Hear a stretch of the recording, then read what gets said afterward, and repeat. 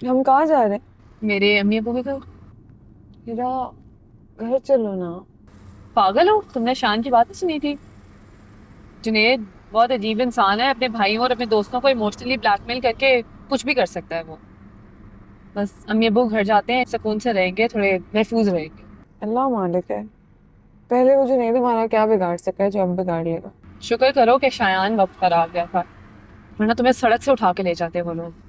जो इंसान सड़क पे हरकत कर सकता है ना, वो घर भी आ सकता है। अस्सलाम वालेकुम अम्मी। आप सो वालेकुम गई थी? सलाम।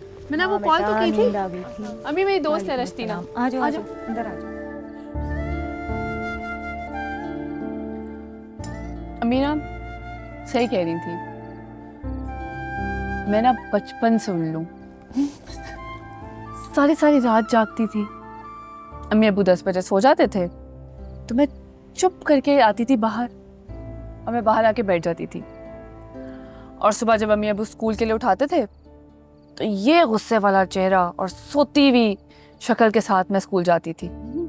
जब नींद पूरी नहीं होती थी तो गुस्सा आता था, और इतना गुस्सा आता था, हर बात पे, हर इंसान पे गुस्सा आता था।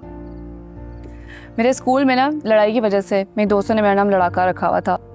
इतना गुस्सा आता तो सोती क्यों नहीं थी? पागल हूँ, इतनी बोरिंग लाइफ थी मेरी यार।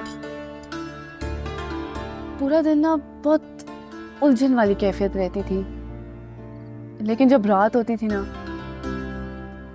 तो बस बाहर आकर म्यूजिक कानों में लगाया और बस उन ख्वाबों में चली गई जिनमें मैं रहना चाहती थी।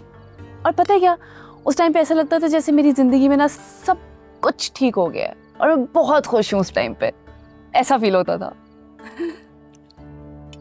आंखें बंद करके जहन हमें अजीब ख्वाब दिखाता है। मैं सारा बचपन ख्वाब देखती रहती थी, बल्कि ख्वाब नहीं, मैं दुआएं मांगती रहती थी कि अल्लाह ये जहरीली गैसें ख़त्म कर दे ताकि मैं दुनिया देख सकूं।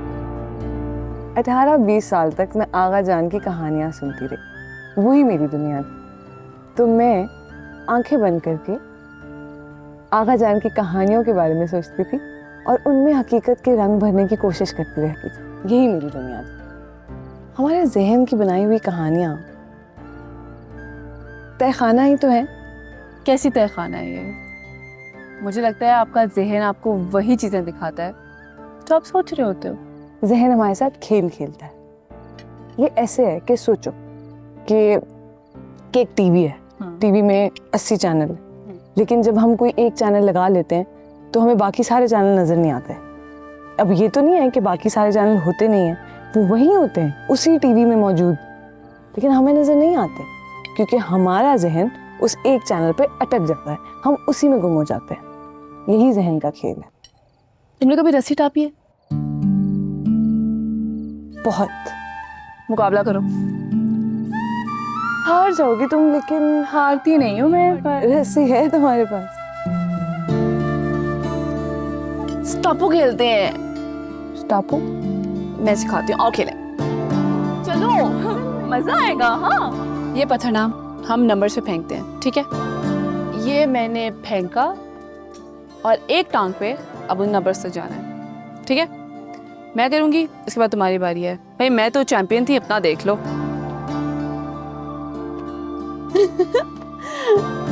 तुम तो बिल्कुल 2 साल की बच्ची बन गई हो, या शायद अपने अम्मी अब्बू से मिलकर ऐसी हो गई हो।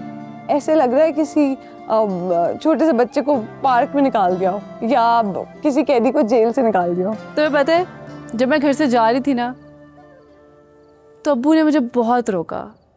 मेरे पीछे आए, मेरा हाथ पकड़ा, मुझे कहते हैं कि जिस आज़ादी की तरफ तुम जा रही हो ना, वो सबसे बड़ी कैद है। फिर क्या फैसला हुआ? आजादी है कि कैद? इसका तो मैं अभी तक फैसला ही नहीं कर पाई। क्योंकि मैं ग्रीन हूं।